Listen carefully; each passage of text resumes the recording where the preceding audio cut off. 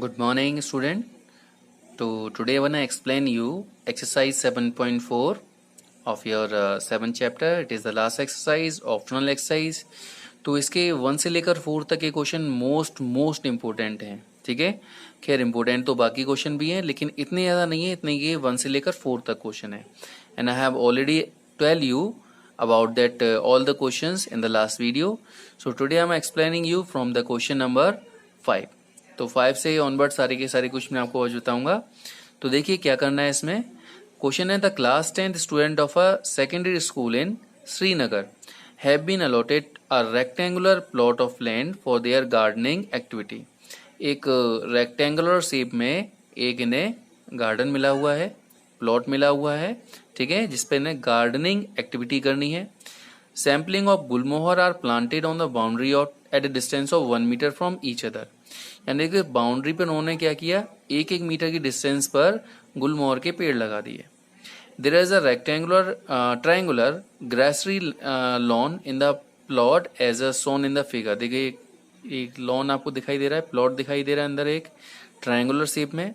The student are to sow seeds of flowering plants. तो इसमें उन्होंने क्या करना है, फ्लोरिंग प्लांट्स यानी कि फूलों वाले पौधों के बीज लगाने हैं. ठीक है. तो taking as a origin find the coordinate of the vertex of triangle. अगर हम ए को एक ओरिजिन के रूप में माने, ठीक है, तो अब ये बताना है कि what will be the vertex of this triangle P Q are. Okay student, तो देखें कैसे करते हैं इसे आप. तो सबसे पहले पहला पॉइंट कह रखा है आपसे कि taking A as a origin. अगर ए को ओरिजिन लिया जाए तो find the coordinate of the vertex of triangle. तो इस ट्राइंगल के कोऑर्डिनेट क्या होंगे, यानी वर्टेक्स के कोऑर्डिनेट क्या होंगे. तो अगर हम इसको क्या लेते हैं, ये पॉइंट हमने ओरिजिन ले लिया, तो ओरिजिन से ही हमारी सारे के सारे नंबर स्टार्ट होते हैं. तो ये नंबर यहाँ से स्टार्ट होगा और ये नंबर यहाँ से स्टार्ट होगा. तो अगर हम पी देखें तो पी यहाँ पर कितने पे आ रहा है, 4 पे आ रहा है. और यहाँ पर देखें तो ये काउंट कर सकते हैं, इट्स 1 2 3 4 5 6 पे आ रहा है. तो P के कोऑर्डिनेट हो जाएंगे 4,6. X की वैल्यू ये हो जाएगी और Y की वैल्यू ये हो जाएगी. इसी तरह से हम इसके P के, Q के और R के वर्टेक्स आसानी से फाइंड आउट कर सकते हैं. ठीक है. सो नाउ P, Q और R इसके कोऑर्डिनेट क्या निकलेंगे. अगर A को हम ओरिजिन लेते हैं तो P के निकलेंगे 4,6, Q के निकलेंगे 3,2 और R के निकलेंगे 6,5. अच्छा, अगर इस ट्राइंगल का आपको एरिया निकालना हो तो अगर आप इस ट्राइंगल का एरिया निकालना है, you know very well the area of triangle formula क्या होता है, 1/2 x1 y2 minus y3 plus x2 y3 minus y1 plus x3 y1 minus y2. तो इसके इजी ट्रिक के लिए मैंने आपको बताया था कि करते क्या है. ये मान लीजिए x1 है, ये मान लीजिए x2 है, ये हमारा x3 है. तो यहाँ बस आपको 1 2 3 काउंट करना है कि 1 से आप 2 पे जाएंगे, 2 से 3 पे जाएंगे और 3 से फिर से 1 पे आ जाएंगे. ये x के नहीं y के लिए भी लागू होगा. जैसे यहाँ पर देखो x1 था तो पता है 1 के बाद क्या आएगा, 2 आता है, तो यहाँ y2 माइनस y3 हो गया. ऐसे ही x1 के बाद x2 आता है, अब 2 के बाद क्या आएगा, 3 आएगा, तो यहाँ पर y3 माइनस y1 हो जाएगा. बस आपको चलना क्या है, 1 के बाद 2 और 2 के बाद 3. इस तरह से आपको राउंड अप लेना है और आपको फॉर्मूला याद करने की भी जरूरत नहीं है. ठीक है. पहला x1 आया तो 1 के बाद क्या आता है 2, तो यहाँ y2 आएगा. 2 के बाद क्या आता है 3, तो यहाँ y3 आएगा. ठीक है. तो x1 y2 माइनस y3. अब x1 के बाद क्या आया, x2 आया. ठीक है. तो 2 के बाद क्या लिखा है 3, तो y3 माइनस y1 हो गया. अब x2 के बाद क्या आता है 3, x3 हो गया. तो 3 के बाद फिर से 1 आ गया, इसलिए y1 माइनस y2. अब देखिए सारी वैल्यू रखेंगे, ये हमारा क्या हो जाएगा, it is x1 y1, x2 y2, x3 y3. सारी की सारी वैल्यू को पुटअप कर दिया. अब जैसे ही से आप सिंप्लीफाई करेंगे, इसे 2 minus 5 is a minus 3, 5 minus 6 is a minus 1, 6 minus 2 is a 4, 4 3 हमारा यहाँ कितना हो जाएगा, इट इज 12. ये 3 बन जा 3 और 6 4 जा 24. तो 12 और 3 कितने होते हैं 15, और 15 24 में से 15 माइनस करेंगे तो आ जाएंगे 9/2. और 9 में अगर हम डिवाइड कर देते हैं 2 का तो 4 complete 1/2. This is called the area of triangle. Okay student. So recently I had explain you the first part of it कि अगर हम ए को ओरिजिन लेते हैं तो क्या हम प्रोसीजर यहाँ पे यूज करेंगे. ठीक है. अच्छा, दूसरा पार्ट में क्या कह रखा है, what will be the coordinate of vertex of triangle P Q R if C is a origin. अब ये सी ओरिजिन है, अगर ये ओरिजिन है तो ऑब्वियसली ये हमारा y है, ये हमारा x है. लेकिन अगर ऐसे हम जाएंगे तो ये वैल्यू क्या हो जाती है, नेगेटिव हो जाती है। तो नेगेटिव अगर ये हो जाती है, ठीक है, तो देखो यहाँ से काउंट करते हैं हम, जैसे लाइक 1 2 3 4 5 6 7 8 9 10, देखो 10। तो x की वैल्यू क्या आ रही है, r के लिए माइनस का 10 आ रही है, और y की वैल्यू क्या हो जाएगी r के लिए, ये वाला पॉइंट है, यानी कि 1 2 और 3, यानी कि माइनस का 3। तो r के पॉइंट हो जाएंगे माइनस के 10 कॉमा माइनस का 3। इसी तरह से हम p के कोऑर्डिनेट भी निकालेंगे और q के कोऑर्डिनेट भी निकालेंगे, इस वैल्यू को और इस वैल्यू को देखने के बाद, ठीक है। फिर क्या कहा गया है आपसे, also calculate the area of triangle in these case, मतलब ऊपर वाले का तो हम निकाल ही चुके हैं, इसका भी हमें एरिया ऑफ ट्राइंगल निकालना है। फिर पूछा व्हाट डू यू ऑब्जर्व, यानी ऑब्जर्व क्या करते हैं, यानी पहले ट्राइंगल के एरिया और दूसरे ट्राइंगल के एरिया में कोई फर्क आया क्या, ठीक है, ये पता करना है। तो देखिए जैसे मैंने आपको बताया, अगर हम सी को ओरिजिन लेते हैं तो पी के कोऑर्डिनेट ये हो जाएंगे, क्यू ये हो जाएगा, और आर का मैंने अभी आपको निकाल के दिखाया था -10 -3 हो जाएगा। अब इन्होंने कहा अब इसका एरिया ट्राइंगल निकालो, तो एरिया ऑफ ट्राइंगल का तो फॉर्मूला सेम रहता है, ठीक है। Now we just put up the value, say x1 by 1, x2 by 2, x3 by 3, सारी वैल्यू को हमने इसमें पुटअप कर दिया। Now we just simplify the value, हमने इसकी वैल्यू को सिंप्लीफाई किया, and answer we are getting 9/2 यानी 4 कंप्लीट 1/2। यानी कि केस हम कोई भी लें, ओरिजिन हम ये पॉइंट लेते हैं या सी पॉइंट लेते हैं, दोनों केस में एरिया ऑफ ट्राइंगल क्या रहता है, सेम रहता है, ओके। तो we can write here, it can be observe that area of triangle is same in both the cases, ये हमने यहाँ पर ऑब्जर्व किया, okay student. Now we are moving to the next question number 6 of it. तो 6 वाला question क्या कह रखा है आपसे, the vertex of triangle ABC are A B और सी, देखो तीनों के वर्टेक्स आपको दे रखे हैं। A line is drawn to intersect side AB and AC, D and E respectively with ratio this. हमने एक लाइन ऐसे ड्रॉ की जो इस लाइन को इस रेशियो में डिवाइड करती है। Calculate the area of the ADE to compare with ABC, ADE और ABC का एरिया निकालो और दोनों को कंपेयर करो। वैसे तो यहाँ आपको हिंट भी दे रखी है, रिकॉल द थ्योरम 6.2 एंड 6.6। तो चलो, वैसे इसके दो तरीके हैं, एक तो आप डायरेक्टली आप चाहें तो कोऑर्डिनेट ज्योमेट्री से भी कर सकते हैं, दूसरा तरीका ये है कि आप इस वाले मेथड से भी कर सकते हैं, okay. Then I am telling you the both of method, देखिए कैसे करेंगे इसे आप, ओके स्टूडेंट। तो नाउ ए बी और सी ये आपको एक ट्राइंगल दे रखा है और तीनों इसके वर्टेक्स दे रखे हैं, ठीक है। और आपसे अगर ये क्वेश्चन अगर आप थ्योरम से करना चाहते हैं तो बहुत आसान है, और अगर आप इसे कोऑर्डिनेट ज्योमेट्री वाले तरीके से भी करना चाहते हैं उससे भी आसान है। तो मैं आपको दोनों तरीके से एक्सप्लेन करता हूँ। तो ये आपको दे रखा है कि ए डी और ए बी का जो रेशियो है वो 1 रेशियो, और ये पूरा हमारा जो है 4 है, ठीक है। तो इसका रेशियो हम निकालेंगे, ये 4 में से ये वाला 1 हिसाब निकाल दें तो ये 3 हिस्सा निकलेगा, ऐसे ये 1 और ये 3 निकलेगा। तो रेशियो अगर हमको पता होता है तो हम इसके कोऑर्डिनेट निकाल सकते हैं, ठीक है। बाई सेक्शन फॉर्मूला ये पता है और ये पता है, बाई सेक्शन फॉर्मूले से हम इसकी वैल्यू निकाल लेंगे, ठीक है।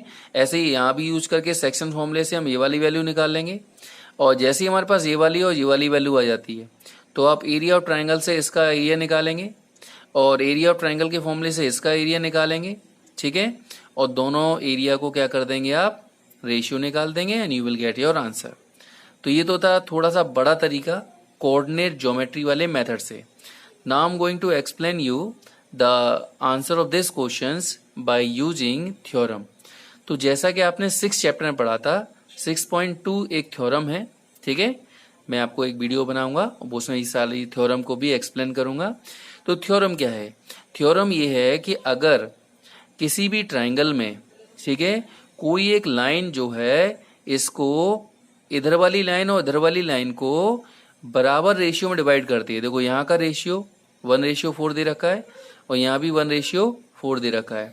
तो अगर ये रेशियो और ये रेशियो बराबर हो तो ये ट्राइंगल और ये ट्राइंगल क्या होता है, सिमिलर होता है, ठीक है। मैंने यहाँ थ्योरम भी लिखी है कि we know that if a line segment in a triangle divided 2 sides in the same ratio, the line segment is parallel to the third side of the triangle, these 2 triangles so form will be similar each other. ये वाली line इस line के parallel होगी और ये triangle क्या हो जाएगा, सिमिलर हो जाएगा।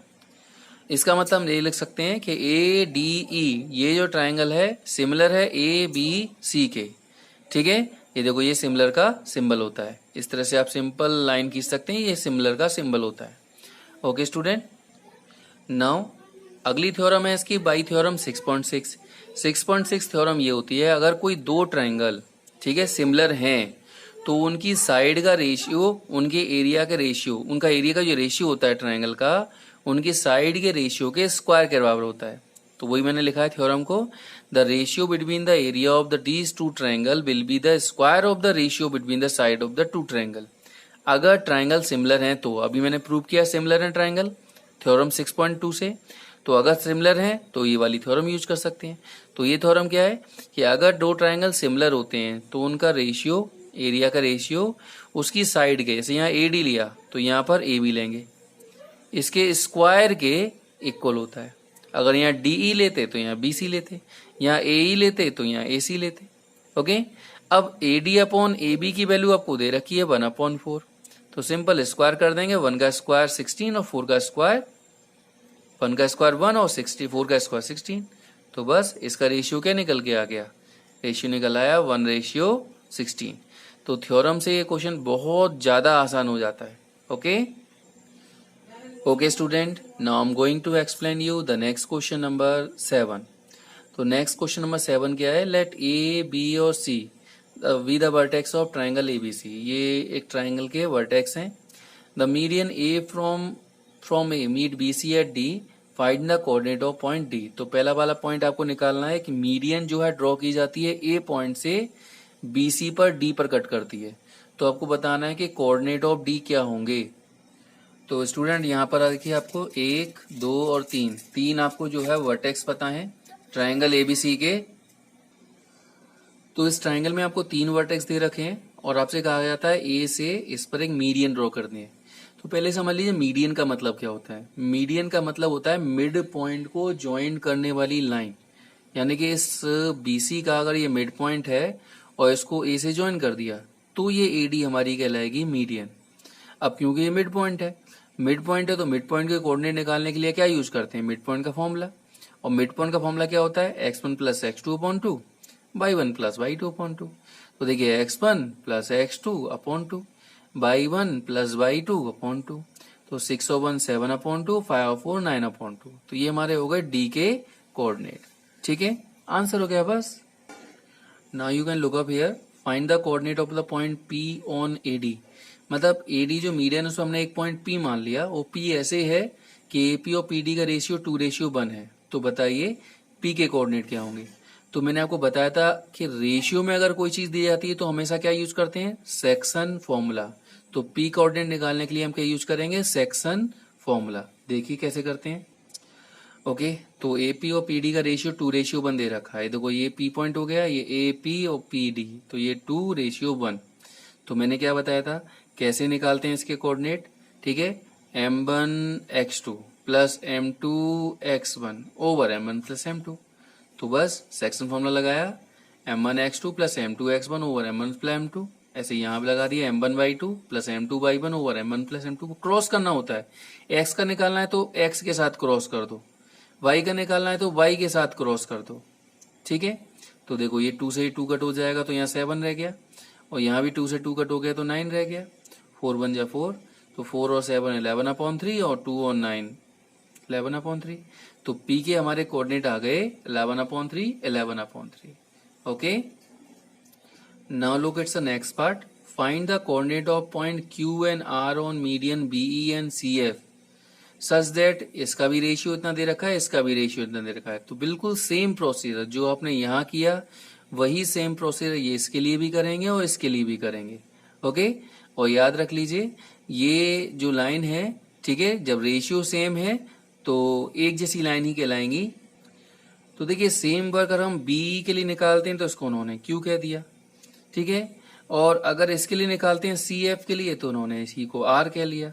तो चाहे हम बीई के लिए निकालें, चाहे हम इसके लिए निकालें, और चाहे हम इसके लिए निकालें, इसका ये वाला जो पॉइंट है वो सेम आता है। ठीक है ना, और सेम आता है तो इसका आंसर आपका यही रहेगा जो इसका आंसर आया है, चाहे आप बीई के तरीके से निकालें चाहे सी एफ के तरीके से निकालें। ठीक है, तो आप इसको प्रैक्टिस करेंगे और ट्राई करेंगे, आंसर हमेशा क्या आएगा, यही वाला आंसर आपका क्यू के लिए आएगा और यही आंसर आपका आर के लिए आएगा। ओके स्टूडेंट, अब देखिए एक्सप्लेनेशन के रूप में उन्होंने फोर्थ वाला पॉइंट पूछा है कि व्हाट डू यू ऑब्जर्व। तो क्या ऑब्जर्व करते हैं, सिंपल सी बात है कि जो हमारा पी पॉइंट इसके लिए आया था वही पॉइंट क्यू हुआ, वही पॉइंट आर हुआ। क्यों? क्योंकि तीनों के तीनों लाइन जो है मीडियन एक ही पॉइंट पर इंटरसेक्ट करती हैं, एक दूसरे को काटती हैं। और ऐसा क्यों हुआ? क्योंकि इसको कहा जाता है सेंटरॉइड, यानी कि किसी भी एक ट्रायंगल में मीडियन के कट होने वाला जो पॉइंट होता है वो सेम होता है, क्योंकि अगर वो रेशियो में कट हो रहा है कैसे, 2:1 में, तो उसको हम कहते हैं सेंट्रोइड। और ये पॉइंट एक ही होता है, इसलिए इसका आंसर, इसका आंसर और इसका आंसर क्या आएगा, सेम आएगा। Okay, now I am telling you the next questions of it. Okay, अच्छा एक पॉइंट और पूछा गया आपसे, देखिए क्या पॉइंट पूछा गया नेक्स्ट वाला। इफ ए x1/1 है, बी x2/2 है और सी x3/3 है, तो are the vertex of ABC, then find the point of centroid of the triangle. तो सेंट्रोइड को निकालने का तरीका होता है तीनों को ऐड करो और 3 का डिवाइड कर दो। तो इसका फॉर्मूला हो जाएगा x1 + x2 + x3/3 y1 + y2 + y3/3। It is direct formula. Okay okay student, move on to the next ना, क्वेश्चन नंबर 8। तो ABCD जो रेक्टेंगल ABC और D, देखो सारे वर्टेक्स दे रखे हैं। PQRS are the mid point of AB BC CD and DA, इनके ये मिड पॉइंट है। तो ये बताना है कि जो PQRS बनेगा वो स्क्वायर बनेगा, रेक्टेंगल बनेगा, रोम्बस बनेगा, क्या बनेगा। ठीक है, चलिए देखें, बताते हैं कैसे करेंगे। सो स्टूडेंट ABCD हमको दे रखा है एक रेक्टेंगल, ये A है, B है, C है और D है, और PQRS इसके क्या है, मिड पॉइंट है। अब मिड पॉइंट है तो मिड पॉइंट को निकालने का फॉर्मूला लगाएंगे। तो मिड पॉइंट को निकालने का फॉर्मूला होता है x1 + x2/2 और y1 + y2/2। ठीक है, ये हमारा फॉर्मूला होता है मिड पॉइंट को निकालने का। नाउ अब पहले लिया हमने पी पॉइंट के लिए, तो देखो x1 + x2/2 और y1 + y2/2, तो ये हो जाएगा -1 -1 -2, और 2 में 2 का डिवाइड करेंगे तो 1 आया, 4 में से 1 गया तो 3/2। ऐसे ही हमने Q के पॉइंट निकाले इन वाले का यूज करके, ऐसे ही हमने R का पॉइंट निकालेंगे, ऐसे ही हम S की यूज को निकालेंगे। ठीक है, देखिए हमने R को भी निकाला सेम फॉर्मूले का यूज करते हुए, और S को भी निकाला हमने सेम फॉर्मूले का यूज करते हुए। So now student we are having P point, Q point, R point और S पॉइंट। अब हमें ये पता करना है कि ये एक्चुअल में क्या है। अब क्या है ये पता करने के लिए हमें क्या निकालना पड़ेगा, डिस्टेंस निकालना पड़ेगा। तो डिस्टेंस के लिए हमने लगाया distance formula √(x2 - x1) plus y2 - y1²। तो पहले हमने डिस्टेंस निकाली PQ की, PQ। तो देखिए x2 - x1 तो माइनस माइनस प्लस हो गया, और y2 - y1 तो 3/2 मतलब 1.5। तो 2 और 1 3 होते हैं, 3 का स्क्वायर 9 होता है, और 4 में से 1.5 जाएगा, 1.5 जाएगा तो 2.5 बचेंगे, 2.5 का स्क्वायर 6.25 हो गया। ऐड किया, this answer we are getting. By using the same formula हमने क्या किया, QR की भी डिस्टेंस निकाली, x2 - x1² plus y2 - y1²। तो इसकी वैल्यू भी हमारी सेम आ गई। इसी तरह से हम क्या करेंगे, यहाँ पर RS की वैल्यू निकालेंगे और SP की वैल्यू निकालेंगे। देखो हमने RS की वैल्यू निकाली बाय यूजिंग सेम फॉर्मूला, तब same answer we are getting. ठीक है, इसी तरह से हम क्या करेंगे, तो इसी तरह से हम क्या करेंगे, फिर SP की वैल्यू को निकालेंगे bye using the same formula, the same answer. तो आपको दिख रहा होगा कि PQ, QR, RS और SP तीनों की वैल्यू हमारी सेम निकली है, √15.25। अब तीनों साइड बराबर अगर, चारों साइड बराबर अगर होती हैं तो इसको हम या तो स्क्वायर कह सकते हैं या रोम्बस कह सकते हैं। लेकिन स्क्वायर कहेंगे या रोम्बस कहेंगे ये डिसाइड होगा इसके डायगोनल से। तो अगर डायगोनल भी बराबर निकलते हैं तो स्क्वायर हो जाएगा, और डायगोनल बराबर नहीं होते हैं तो रोम्बस हो जाएगा। ठीक है, तो देखिए अब हमने डायगोनल निकाला, तो डायगोनल PR, तो फिर से वही formula x2 - x1² minus plus हो गया, y2 - y1²। तो 1.5 - 1.5 यानी 0 का स्क्वायर हो गया। ठीक है, इट विल बी 0 का स्क्वायर। और यहाँ पर देखिए 5 + 1 6, इसका स्क्वायर कितना होता है 36। नाउ अब हमने PR की वैल्यू निकाली, अब हम QS की वैल्यू निकालेंगे। तो QS कह दो या SQ कह दो। तो देखिए डिस्टेंस वाले फॉर्मूले का हमने यूज किया यहाँ पर। ओके, तो डिस्टेंस वाले फॉर्मूले से इसकी वैल्यू को निकालेंगे हम। तो ये वैल्यूज क्या निकल के आएगी हमारे यहाँ पर, x2 माइनस x1 का स्क्वायर, और y2 माइनस y1 करेंगे तो माइनस माइनस प्लस हो गया। तो 0 का स्क्वायर 0 होता है, 5 का स्क्वायर 25 होता है। तो आपको दिख रहा है ये √36, ये √25। इसका मतलब क्या हुआ, इसका हम कह सकते हैं कि इसमें ऑल साइड्स आर इक्वल, लेकिन डायगोनल इसके इक्वल नहीं है, इसलिए PQRS क्या कहलाएगा, हमारा एक रोम्बस कहलाएगा। Okay student, this is the answer of this questions.